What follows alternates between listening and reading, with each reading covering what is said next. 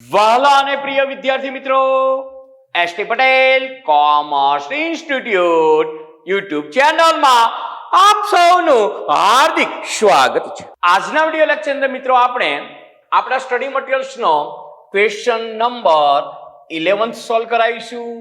જે ક્વેશ્ચન ટેક્સ્ટબુકનો જ છે, એટલે જે વિદ્યાર્થીઓ પાસે આપણું સ્ટડી મટીરીયલ્સ અવેલેબલ ન હોય તેવા વિદ્યાર્થીઓએ મારી સાથે સાથે ખાના પાડીને દાખલો ગણવા માટે સામે ટેક્સ્ટબુક રાખવાની રહેશે. અને જે વિદ્યાર્થીને આપણું સ્ટડી મટીરીયલ્સ મંગાવવાની ઈચ્છા હોય તેવા વિદ્યાર્થીઓ માટે નીચે ડિસ્ક્રિપ્શનમાં હું વોટ્સએપ નંબર આપું છું.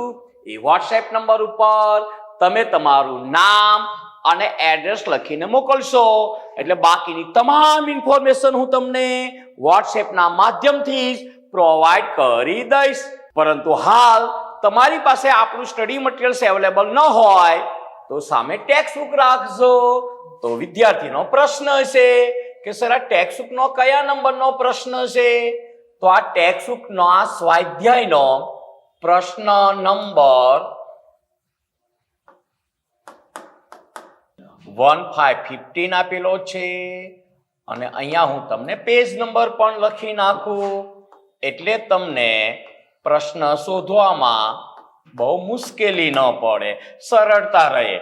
271 મતલબ કે ટેક્સ્ટબુકના 271 નંબરના પેજ પર પ્રશ્ન નંબર 15 આપેલ છે, જે આપણે આપણા સ્ટડી મટીરીયલ્સમાં ક્વેશ્ચન નંબર 11 તરીકે લીધેલ છે.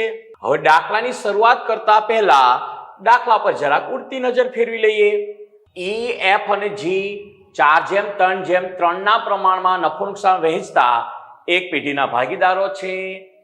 ઈ તારીખ 31/3/2017 ના રોજ નિવૃત્ત થાય છે. ઈ નિવૃત્ત થાય છે મતલબ પહેલા નંબરનો ભાગીદાર નિવૃત્ત થાય છે. તે દિવસનું પાકું સરવૈયું નીચે દર્શાવ્યા પ્રમાણે છે. પછી પાકા સરવૈયામાં જવાબદારી બાજુ મતલબ મૂડી દેવા બાજુની વાત કરીએ તો મૂડી ખાતા આપ્યા છે, સામાન્ય અનામત, લેણદારો અને દેવી હુંડી. મિલકતોની સાઈડની વાત કરીએ તો પાઘડી, જમીન મકાન, ફ્રી હોલ્ડ મિલકત. ફ્રી હોલ્ડ મિલકત મતલબ ફ્રી હોલ્ડ પ્રોપર્ટી, અને ફ્રી હોલ્ડ પ્રોપર્ટીનો મતલબ જે મિલકત ગીરવે ન મૂકેલી હોય, જે મિલકત ઉપર કોઈ લોન ન લીધેલી હોય તેને ફ્રી હોલ્ડ મિલકત કહેવાય. પછી ફર્નિચર ને સ્ટોક ને દેવાદારો અને રોકડ. અને નીચે આપણને કહ્યું છે ભાગીદારી કરારમાં થયેલ જોગવાઈ અને ભાગીદાર નક્કી કર્યા મુજબ ભાગીદાર નિવૃત્ત થાય ત્યારે નંબર 1 પેઢીની પાઘડી કિંમત ₹7,000 નક્કી કરવી, જમીન મકાનની ₹7,000 અને ફર્નિચરની ₹2,000 કિંમત નક્કી થઈ. સ્ટોક 10% વધુ કિંમતે બતાવેલ છે, મતલબ હાલમાં જે ચોપડે સ્ટોક બતાવેલ છે તે 10% વધુ કિંમતે બતાવેલ છે, મતલબ ઉલટી તેરાસી આવશે. એને ₹5,000 તરત જ ચૂકવી આપવા અને બાકીની રકમ લોન તરીકે રાખવી.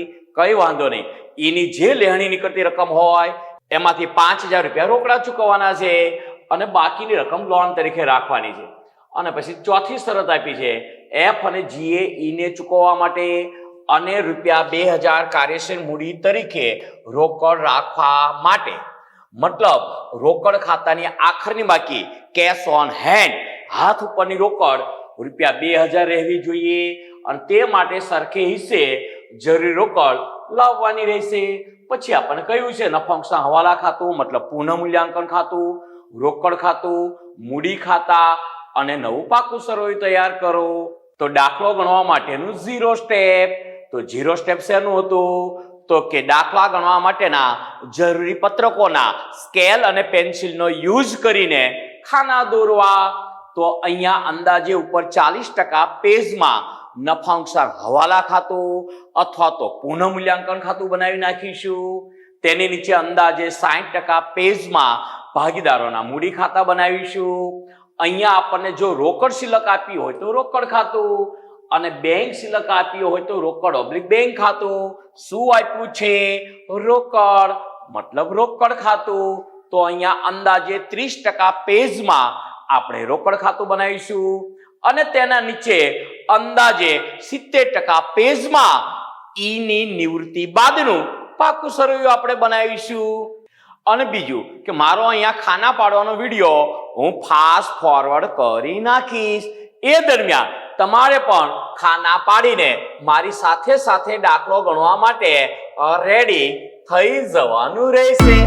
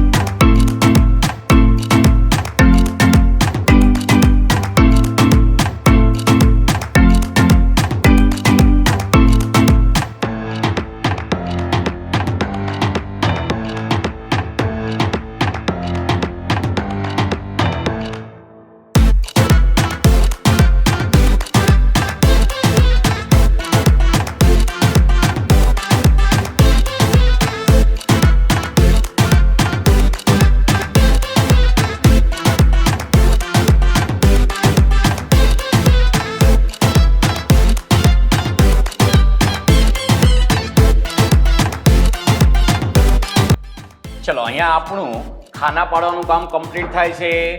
જરાક નજર ફેરવી લો તો અહીંયા મેં અંદાજે 40% પેજમાં પુનઃ મૂલ્યાંકન ખાતું બનાવ્યું.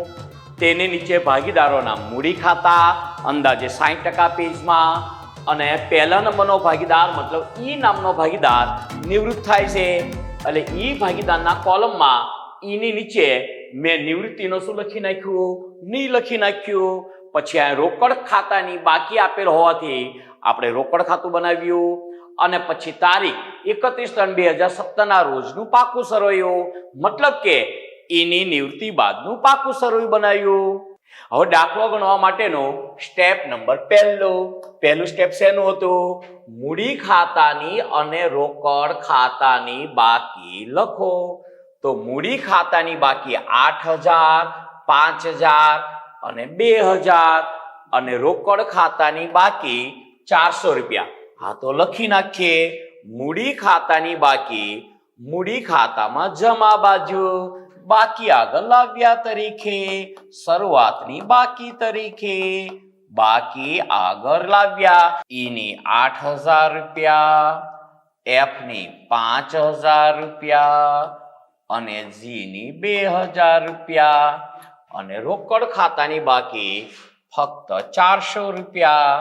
અને એની સામે લખી નાખો બાકી આગળ લાવ્યા. હવે દાખલો ગણવા માટેનું સ્ટેપ નંબર બીજું સ્ટેપ શેનું હતું? જો કોઈ મુક્ત અનામત આપેલ હોય તો જમા કરો અને અવાસ્તવિક મિલકત આપેલ હોય તો ઉધાર કરો. જૂના ભાગીદારોના મૂડી ખાતે જૂના પ્રમાણમાં. હા તો મુક્ત અનામતના મેં તમને 5 નામ આપેલા છે. એમાંથી એક પણ આપેલ છે જો તો જરાક. તો કે હા સર, સામાન્ય અનામત ₹2,000 એક મુક્ત અનામત આપેલ છે. અવાસ્તવિક મિલકતોના 3 નામ, એમાંથી એક પણ આપેલ નથી. તો બીજા નંબરના સ્ટેપની એક એન્ટ્રી થશે. સામાન્ય અનામત જૂના ભાગીદારોને જૂના પ્રમાણમાં મતલબ 4:3:3 માં વેચી દો. તો વેચી દઈએ. ભાગીદારોના મૂડી ખાતામાં જમા બાજુ લખો સામાન્ય અનામત ખાતે. હવે 2,000 રૂપિયાને 4:3:3 માં મતલબ જેમનો સરવાળો કેટલો થાય છે? 4 + 3 + 3 એટલે 4 ને 3 7 ને 3 10 એટલે 2,000 ભાગ્યા 10 એટલે એક ભાગની કિંમત થશે 200 રૂપિયા. 200 × 4 એટલે 800 રૂપિયા. 200 × 3 600 રૂપિયા. 200 × 3 600 રૂપિયા થઈ ગયા 2000 રૂપિયા. 600 પ્લસ 600 એટલે 1200 પ્લસ 800 એટલે 2000. 4:3:3 ના પ્રમાણમાં. હવે દાખલો ગણવા માટેનું સ્ટેપ નંબર ત્રીજું. સ્ટેપ નંબર ત્રીજું શેનું હતું? ચોક્કસ હેતુ માટેની અનામતની નોંધ કરો. ચોક્કસ હેતુ માટેની બે અનામતો, રોકાણ વધઘટ ભંડોળ અને કારીગર અકસ્માત વળતર અનામત. બે માંથી એકે આપેલ છે? તો કે સર ના. મતલબ ત્રીજા નંબરનું સ્ટેપ આપણું એન્ટ્રી કર્યા વગરનું પૂરું થઈ ગયું. હવે દાખલો ગણવા માટેનું સ્ટેપ નંબર ચોથું. ચોથું સ્ટેપ શેનું હતું? પાઘડી અંગેની નોંધ કરો. પાઘડી અંગેની નોંધમાં તો પહેલા જો ચોપડે કોઈ પાઘડી દર્શાવેલ હોય તો તેને શું કરો? માંડી વાળો. જૂના ભાગીદારોના મૂડી ખાતે જૂના પ્રમાણમાં. હા તો 1000 ને 4:3:3 માં માંડી વાળીએ. ભાગીદારોના મૂડી ખાતામાં ઉધાર બાજુ લખો પાઘડી ખાતે અને 1000 ને 4:3:3 માં વહેંચો તો એકદમ સહેલું. 400, 300 અને 300. હવે વાત કરીએ પાઘડીના હવાલાની. તો પાઘડીના હવાલાની નોંધ કરવાની બે પદ્ધતિ અહીંયા. જો નવું નફાનુકસાનનું પ્રમાણ આપેલ હોય તો લાભનું પ્રમાણ શોધવા જવાની જરૂર નથી. પેઢીની કુલ પાઘડી જૂના પ્રમાણમાં જમા, નવા પ્રમાણમાં ઉધાર અને તફાવત શોધી પાડો. જમા કે ઉધાર એ પાઘડીનો હવાલો બની જશે. અને એ પદ્ધતિએ આપણે ક્વેશ્ચન નંબર 1 થી લઈને ક્વેશ્ચન નંબર 7 ની અંદર એ પદ્ધતિએ જ નોંધ કરી. અને પાઘડીનો હવાલો આપવાની બીજી પદ્ધતિ કઈ? જો તમને લાભનું પ્રમાણ આપેલ હોય તો જે ભાગીદાર નિવૃત્ત થતો હોય તેના ભાગની પાઘડી તેના મૂડી ખાતે જમા કરો અને બાકીના ભાગીદારો ખાતે, નવી પેઢીના ભાગીદારો ખાતે, ચાલુ રહેતા ભાગીદારો ખાતે ઉધાર કરો લાભના પ્રમાણમાં. અને આપણને કઈ પદ્ધતિએ હવાલો આપવાનું સહેલું પડે? જો નવું નફાનુકસાનનું પ્રમાણ આપેલ હોય તો પહેલી પદ્ધતિએ, અને જો લાભનું પ્રમાણ આપેલ હોય તો બીજી પદ્ધતિએ. જુઓ તો ના દાખલામાં આપણને નવા નફાનુકસાનના પ્રમાણ વિશે કે લાભના પ્રમાણ વિશે કઈ વાત કરી છે? તો કે સર ના. ખાલી અહીંયા આપણને જૂનું જ નવા નફાનુકસાનનું પ્રમાણ આપેલ છે. હવાલામાં લાભના પ્રમાણ વિશે કે લાભ વિશે કે નવા નફાનુકસાનના પ્રમાણ વિશે કોઈ જ વાત કરી નથી. તો અહીંયા જૂનું પ્રમાણ 4:3:3. એમાંથી પહેલો ભાગીદાર નિવૃત્ત થાય છે તો બાકી રહેતા ભાગીદારો, નવી પેઢીના ભાગીદારો F અને G વચ્ચેનું લાભનું પ્રમાણ 3:3 ગણાય છે અને નવું નફાનુકસાનનું પ્રમાણ પણ 3:3 જ ગણાય છે. તો આપણે કોઈ પણ પદ્ધતિએ પાઘડીનો હવાલો આપી શકીશું. હવે જો તો પાઘડીના મૂલ્ય વિશે કઈ વાત કરી છે? તો પહેલા હવાલામાં પેઢીની પાઘડીની કિંમત મતલબ પેઢીની કુલ પાઘડીની કિંમત ₹7,000 નક્કી કરવી. હા તો અહીંયા પાઘડીનો હવાલો આપવા માટે પેઢીની કુલ પાઘડી 7,000 જૂના પ્રમાણમાં જમા કરો, નવા પ્રમાણમાં ઉધાર કરો અને પછી તફાવત જમા કે ઉધાર લાવીને તેની હવાલા નોંધ કરશો તો પણ ચાલશે. જેવી રીતે આપણે પ્રશ્ન નંબર 1 થી 7 ની અંદર આપી હતી. અથવા તો જે ભાગીદાર નિવૃત્ત થાય છે તેના ભાગની પાઘડી. તો જે ભાગીદાર નિવૃત્ત થાય છે તેનો ભાગ કેટલો? તો કે સર 4/10. તો એના ભાગની પાઘડી 7,000 × 4/10 કેટલા થશે? તો 7 ચોક 28 મતલબ 2,800 રૂપિયા. એ નિવૃત્ત થતા ભાગીદારના મૂડી ખાતે મતલબ ઈ ખાતે શું કરો? તો કે સર જમા કરો. અને ચાલુ રહેતા ભાગીદારો ખાતે કયા પ્રમાણમાં? લાભના પ્રમાણમાં. પ્રમાણ અહીંયા કયું? 3:3 મતલબ સરખે હિસ્સે શું કરી દો? ઉધાર કરી દો. F ના મૂડી ખાતે ઉધાર અને G ના મૂડી ખાતે ઉધાર કરી દો. એટલે પાઘડીનો હવાલો આપણને તરત જ મળી જશે. અને આના પરથી આપણે આમ નોંધ બોલવી હોય તો શું બોલી શકાય? F ના મૂડી ખાતે ઉધાર 1,400, G ના મૂડી ખાતે ઉધાર 1,400, તે E ના મૂડી ખાતે જમા 2,800. જે બે રકમ હોય તેની પહેલા ખતવણી કરાય તો અસર આપવાનું કામ આપણને સહેલું પડે. તો એફ અને જી ના મૂડી ખાતે 1400 અને 1400. ઈના ભાગની પાઘડી 2800 ચાલુ રહેતા ભાગીદારોના મૂડી ખાતે ઉધાર લાભના પ્રમાણમાં, અને ઈના મૂડી ખાતે જમા તેના ભાગની પાઘડી 2800, પણ સામેના ખાતાના નામ 2 લખાય છે એટલે 2800 ની એન્ટ્રી નહીં થાય. એન્ટ્રી 1400 પ્લસ 1400 મતલબ કુલ 2800 ની એન્ટ્રી થશે. અને અહીંયા સામસામેના ખાતાનું નામ લખી નાખો. તો શું લખશો? ઈના હા પણ શું મૂડી ખાતે, અને અહીંયા લખી નાખો એફ અને જી ના મૂડી ખાતે. અહીંયા એફ ના હા પણ શું મૂડી ખાતે. તો અહીંયા કોના મૂડી ખાતે? જી ના મૂડી ખાતે. અને અહીંયા ડેશ કરી નાખો એટલે પાઘડીનો હવાલો આપણો પૂરો થઈ ગયો. ચલો એકદમ સહેલું. ભાગીદાર ઈ નિવૃત્ત થાય છે અને પેઢીની કુલ પાઘડી કેટલી નક્કી થઈ? તો કે સર 7000. નિવૃત્ત થતા ભાગીદારનો ભાગ કેટલો? તો કે 4 દશાંશ. તો 7000 ના 4 દશાંશ મતલબ 2800. ઈ ના મૂડી ખાતે જમા અને એફ અને જી ના મૂડી ખાતે ઉધાર લાભના પ્રમાણમાં. અહીંયા લાભનું પ્રમાણ પણ સરખે હિસ્સે છે અને નવું નફા નુકસાનનું પ્રમાણ પણ સરખે હિસ્સે છે. એટલે ગમે તે પદ્ધતિએ હવાલો આપો સહેલું જ પડશે. તો ઈ ના મૂડી ખાતે જમા 2800. આ ઈ ના મૂડી ખાતે જમા 2800 અને 2800 એફ અને જી ના મૂડી ખાતે ઉધાર લાભના પ્રમાણમાં. અને સામસામેના ખાતાના નામ આપણે લખી નાખ્યા. હવે દાખલો ગણવા માટેનું સ્ટેપ નંબર 5મો. 5મા નંબરનું સ્ટેપ આપણું શેનું હતું? હવાલાની નોંધ કરો. જો તો હવાલામાં આપણને શું આપ્યું છે? તો પહેલો હવાલો તો પાઘડી અંગેનો, એની એન્ટ્રી થઈ ગઈ. બીજો હવાલો જમીન મકાનની ₹7000 અને ફર્નિચરની ₹2000 કિંમત નક્કી થઈ. હા તો જે કિંમત નક્કી થઈ તે નવા પાકા સરવૈયામાં પહેલા લખી નાખો. પાકા સરવૈયામાં મિલકત લેણા બાજુ જમીન મકાન ₹7000. જમીન મકાનની કિંમત 7000 નક્કી થઈ અને ફર્નિચરની કિંમત 2000 નક્કી થઈ. જે કિંમત નક્કી થઈ મતલબ બજાર કિંમત છે. હવે આના ઉપરના નફા નુકસાન એન્ટ્રી કરી નાખો. જમીન મકાનની હાલની ચોપડે કિંમત કેટલી હતી જુઓ તો જરાક.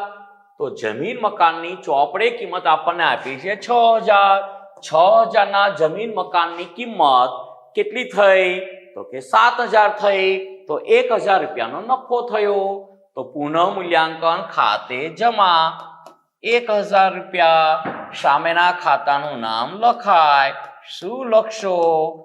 જમીન મકાન ખાતે. હવે વાત કરીએ ફર્નિચરની. ફર્નિચરની ચોપડે કિંમત કેટલી હતી? તો ફર્નિચરની ચોપડે કિંમત હતી 3000 રૂપિયા. એ 3000 રૂપિયાનું ફર્નિચર કેટલા રૂપિયાનું થઈ ગયું? 2000 રૂપિયાનું.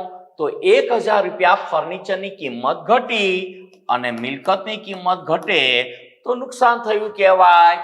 મેથેમેટિક જોવાની જરૂર પણ નહીં પડે. ફર્નિચર ખાતે. ચલો પછીના હવાલાની વાત કરીએ તો ત્રીજો હવાલો સ્ટોક 10% વધુ કિંમતે બતાવેલ છે.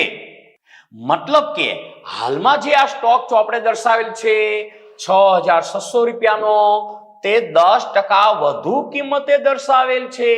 10% વધુ કિંમતે બતાવેલ છે. મતલબ આ 6600 રૂપિયાનો જે સ્ટોક છે તે 10% વધુ કિંમતે બતાવેલ છે. તો એની સાચી કિંમત કેટલી? તરત જ ખબર પડી જશે. સ્ટોક હાલની ચોપડે કિંમત 6600 રૂપિયા અને આ 10% વધુ કિંમતે બતાવેલ છે. 10% વધુ કિંમતે બતાવેલ છે. મતલબ આ સ્ટોક 110% કિંમતે બતાવેલ છે. તો 6600 ભાગ્યા 110 અને ટકા કરજો હો ને એટલે 6000 આવશે. 6,600 ભાગ્યા 110 અને આ percentage નું ચિહ્ન એટલે 6,000 રૂપિયા. મતલબ સ્ટોકની સાચી કિંમત 6,000 રૂપિયા છે. હવે તમે સાચું ખોટું પણ જોઈ શકશો. સ્ટોક 10% વધુ કિંમતે બતાવેલ છે. વાત સાચી છે? તો કે સર હા, સ્ટોક 10% વધુ કિંમતે બતાવેલ છે. એટલે સ્ટોકની સાચી કિંમત 6,000 રૂપિયા અને 10% વધુ કિંમત એટલે 6,000 પ્લસ 10% તો 6,600. તો આ 6,600 સાચી જ વાત છે ને. સ્ટોક 10% કેવી કિંમતે બતાવેલો હતો?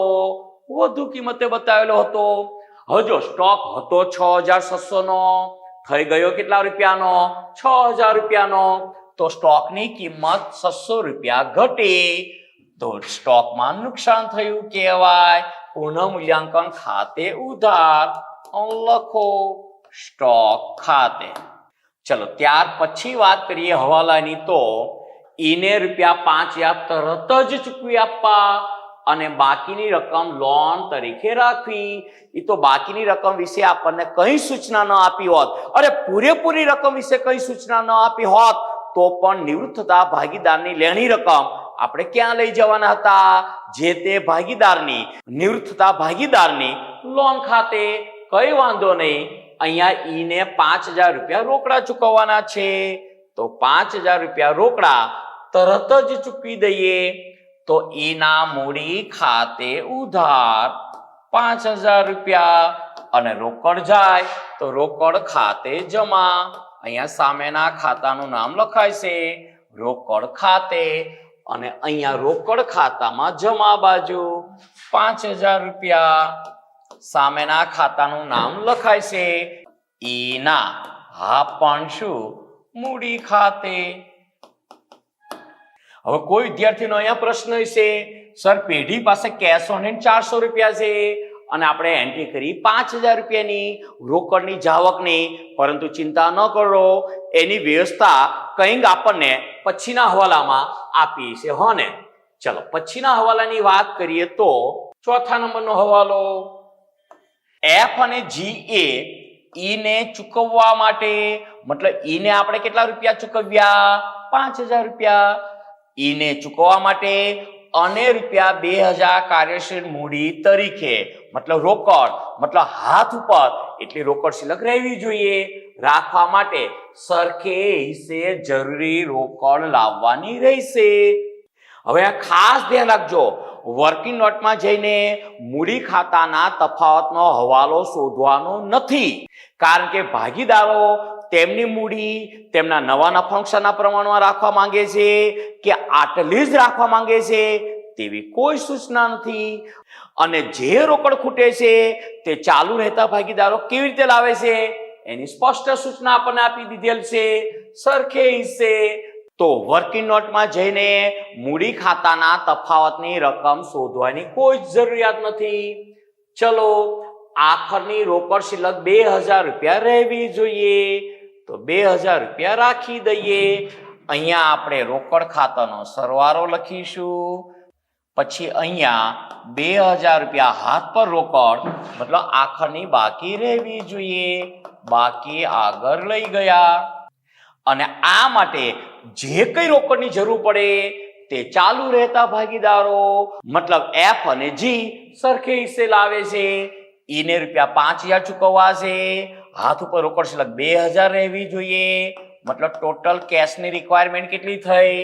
તો કે સર 7,000 રૂપિયા. અને હાલમાં આપણી પાસે હાથ ઉપર રોકડ કેટલી છે? તો 400 રૂપિયા. તો કેટલા રૂપિયા ખૂટે છે? 6,600 રૂપિયા. તે કોણ લાવે છે? તો એફ અને ઝી. કયા પ્રમાણમાં? તો કે સરખા પ્રમાણમાં. મતલબ 3,300 રૂપિયા એફ લાવશે અને 3,300 રૂપિયા ઝી લાવશે. અહીંયા સામેના ખાતાનું નામ લખાય ભાગીદારોના મૂડી ખાતે અને અહીંયા ક્વેશ્ચન માર્ક પણ લખી શકાય ખૂટતી રકમ શોધી. અને આની ક્રોસ એન્ટ્રી કરાવી દો. રોકડ ખાતે ઉધાર તો એફ અને જી ના મૂડી ખાતે જમા. 3,300 3,300 અને અહીંયા લખી નાખો રોકડ ખાતે. આ રોકડ ખાતે થઈ ગઈ એન્ટ્રી. જેટલા રૂપિયાની જરૂર પડે, જેટલી રોકડની જરૂર પડે તે ચાલુ રહેતા ભાગીદારો મતલબ એફ અને જી સરખે હિસ્સે લાવશે તો સરખે હિસ્સે લાવ્યા. રોકડ ખાતું બંધ પણ થઈ ગયું અને આખરની બાકી પણ લખી નાખી. ચલો ત્યાર પછીના હવાલાની વાત કરીએ તો હવાલા પૂરા થઈ ગયા.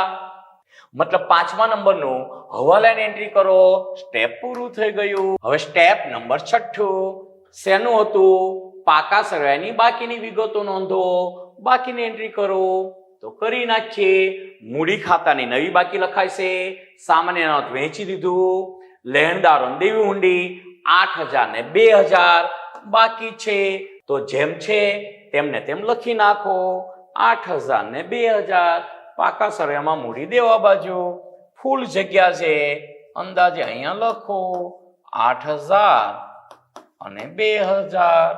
શેના 8,000? તો કેસર લેણદારોના ખાતાની બાકી. શેના 2,000? તો દેવી હુંડીના ખાતાની બાકી. ચલો હવે પાકા સરવાયાની બાકીની એન્ટ્રીમાં મિલકત લેણા બાજુની વાત કરીએ તો જમીન મકાન આવી ગયું. ફ્રીહોલ્ડ પ્રોપર્ટી નથી આવી. ફ્રીહોલ્ડ પ્રોપર્ટી 3,000 રૂપિયા તો લખી નાખો ફ્રીહોલ્ડ મિલકત 3,000 રૂપિયા. ફ્રીહોલ્ડ મિલકત હા પણ કેટલી? 3,000 રૂપિયા. ચલો હવે બાકીની એન્ટ્રીની વાત કરીએ તો ફર્નિચર આવી ગયું, સ્ટોક આવી ગયો. દેવાદારો 7,000 બાકી છે લખી નાખીએ. દેવાદારો 7,000 રૂપિયા. આ 7,000 રૂપિયા દેવાદારો. ચલો પછી વાત કરીએ તો દેવાદારો આપણે લખી નાખ્યા. રોકડ ખાતાની તો નવી બાકી નોંધાય. આપણું 6થું સ્ટેપ પૂરું થઈ ગયું. હવે 7મા નંબરનું સ્ટેપ. અને 7મા નંબરનું સ્ટેપ આપણું શેનું હતું? તો પુનઃ મૂલ્યાંકન ખાતું બંધ કરીને જે ભાગીદાર નિવૃત્ત થતો હોય તેની લેણી રકમનો હિસાબ ચૂકતે કરો. તો પહેલા પુનઃ મૂલ્યાંકન ખાતું બંધ કરીએ તો ઉધાર બાજુનો સરવાળો વધારે થાય છે. સ્પષ્ટ દેખાય છે. 1,000 + 600 મતલબ 1,600. તમારે પણ કેલ્સીની જરૂર પડે એવું નથી કારણ કે બે જ રકમનો સરવાળો. 1,600 અહીંયા લખો. એમાંથી 1,000 બાદ કરો એટલે 600 રૂપિયા. આ પુનઃ મૂલ્યાંકન ખાતાની ઉધાર બાકી. અને ઉધાર બાકી શું દર્શાવે છે? ખોટ. ક્યાં લઈ જવાય? ભાગીદારોના મૂડી ખાતે. કયા ભાગીદારોના મૂડી ખાતે? જૂના ભાગીદારોના મૂડી ખાતે. મતલબ 3 E, F અને G. કયા પ્રમાણમાં? તો જૂના નફા નુકસાનના પ્રમાણમાં. તો 600/10 એટલે 60 અને 60 ગુણ્યા 4 એટલે 6 ચોક 24, 240. 60 ગુણ્યા 3 એટલે 180 અને 180. અને આને ક્રોસ એન્ટ્રી કરાવી દો.